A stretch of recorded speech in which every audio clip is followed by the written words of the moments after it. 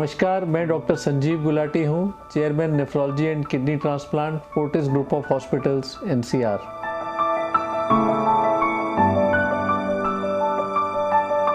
ये देखिए, किडनी एक स्टेपनी की तरह नहीं है कि एक खराब हो जाए आप दूसरी चेंज कर सकते हैं।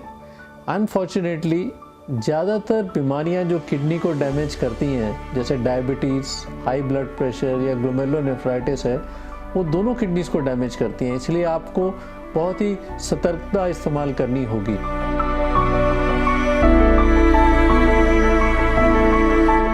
किडनी डिजीज़ एक साइलेंट किलर है।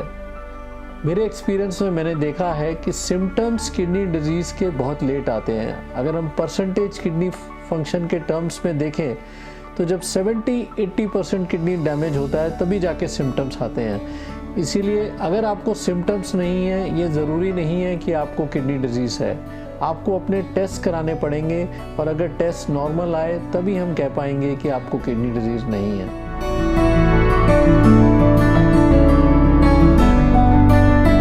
देखिए, ये एक गलत धारणा है कि किडनी जैसी बीमारी को पकड़ने के लिए बहुत कॉम्प्लिकेटेड टेस्ट चाहिए या कुछ स्पेशल टेस्ट चाहिए जो आपके शहर में उपलब्ध नहीं है। किडनी डिजीज़ को पकड़ने के लिए 3 या 4 साधारण टेस्ट चाहिए, वो आपको मैं बताऊंगा। एक है यूरिन टेस्ट। यूरिन में हम रूटीन टेस्ट करते हैं और साथ प्रोटीन लीकेज का टेस्ट करते हैं। ब्लड टेस्ट में हम किडनी फंक्शन टेस्ट करते हैं, साथ हम EGFR करेंगे।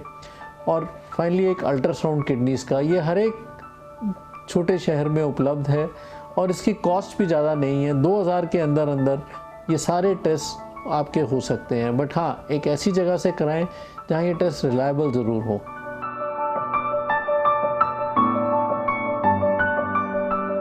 ये एक और गलत धारणा है, क्योंकि आज की डेट में यूरिया और क्रेटिनिन, जिसको हम एक टाइम पे 24 कैरेट गोल्ड के बराबर मानते थे, वो अब हमने देखा है कि ये सही नहीं है।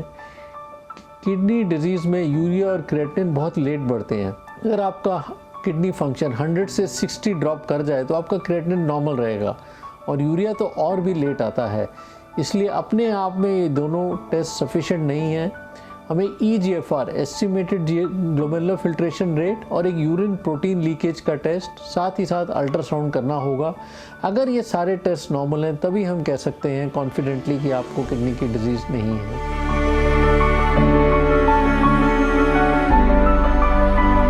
ये भी एक और गलत धारणा है। बहुत सारी किडनी डिजीज़ेज ऐसी हैं जो हम क्योर करते हैं, उनके बारे में आप सुनते नहीं, क्योंकि वो पेशेंट्स अपने घर में आराम से बैठे हैं या फिर अपने कामकाज में व्यस्त हैं। मैं आपको ऐसे अनेक उदाहरण दे पाऊँगा, जैसे नेफ्रोटिक सिंड्रोम। इसमें यूरिन में प्रोटीन लीकेज होती है, ज़्यादातर बच्चों में होती है, एडल्ट्स में भी होती है। ये एक ऐसी बीमारी है जिसका अगर करेक्ट डायग्नोसिस हो तो बहुत अच्छा ट्रीटमेंट है। एक्यूट किडनी इंजरी, इसमें भी कंप्लीट रिकवरी हो जाती है। Rapidly progressive renal failure, urinary tract infections, ये सब बीमारियां बहुत इजीली अच्छी तरह ट्रीटेबल है। हाँ, अगर आपकी क्रॉनिक किडनी डिजीज़, जब तक आप हमारे पास आते हैं किडनी सिकुड़ गई हैं, यूरिया क्रेटिनिन बढ़ गया है और ज़्यादातर हमारे पास पेशेंट्स बहुत लेट पहुंच रहे हैं, तो ऐसी स्टेज में डायलिसिस और ट्रांसप्लांट के अलावा कोई और ऑप्शन नहीं है। ये तभी होता है जब डायग्नोसिस लेट होता है। अगर अर्ली डायग्नोसिस हो तो किडनी डिजीज़ एक्चुअली क्योरेबल है।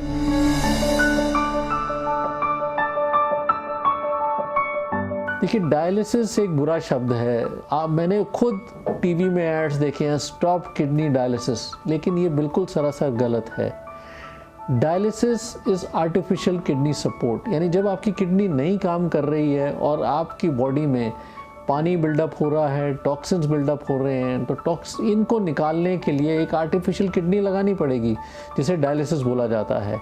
और ये टॉक्सिन्स और पानी निकाल के बाकी ऑर्गन्स को बचाता है। अगर किडनी आपकी रिकवर कर जाएगी दवाइयों के द्वारा तो इसको बंद कर दिया जाएगा।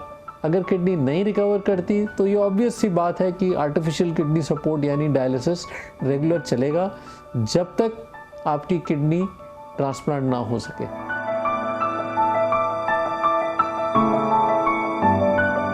देखिए, ऑल्टरनेटिव थेरेपीज़ पे अभी इतनी रिसर्च नहीं हुई है।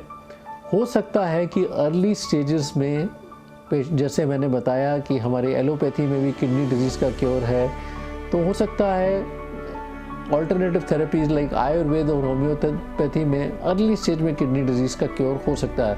लेकिन जब एक बार किडनी सिकुड़ जाती है तो मैं आपको कॉन्फिडेंटली बता सकता हूँ कि आप किसी पैथी में चले जाएं, उस समय किडनी डिजीज़ इज़ इनक्योरेबल। उस समय जब किडनी फंक्शन 10% से कम रह गया है तो डायलिसिस या ट्रांसप्लांट के अलावा और कोई ऑप्शन नहीं है। तो इसलिए कोई एक्सपेरिमेंट नहीं करें। मैंने अपने 30 साल के कैरियर में जो स्टेज 5 क्रॉनिक किडनी डिजीज़ है उसको किसी ऑल्टरनेटिव फॉर्म ऑफ थेरेपी से आज तक रिकवर होते नहीं देखा है। तो अभी मैंने डिस्कस किया 7 मिथ्स अबाउट किडनी डिजीज़ जो हमने देखा है पेशेंट्स इससे बहुत मिसलीड होते हैं, बहुत सारा पैसा खर्च करते हैं और जब तक हमारे पास आते हैं पेशेंट की financial as well as medical condition बहुत बिगड़ चुकी होती है। तो अगर आप इस मिस पे गौर करेंगे you will not be misled और आप तुरंत अपने किडनी के डॉक्टर के पास जल्दी आएंगे और आपका इलाज भी अच्छा हो पाएगा। धन्यवाद।